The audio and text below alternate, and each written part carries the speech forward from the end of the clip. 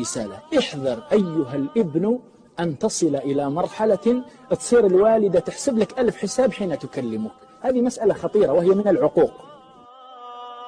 احذر أنك تعطي للوالد والوالدة انطباع أنك أنت سقف لا أحد يصل إليك.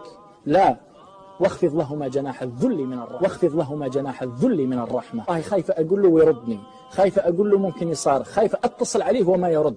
هذه المرحلة إن وصل إليها الابن فهي مرحلة جبروت، مرحلة ظلم.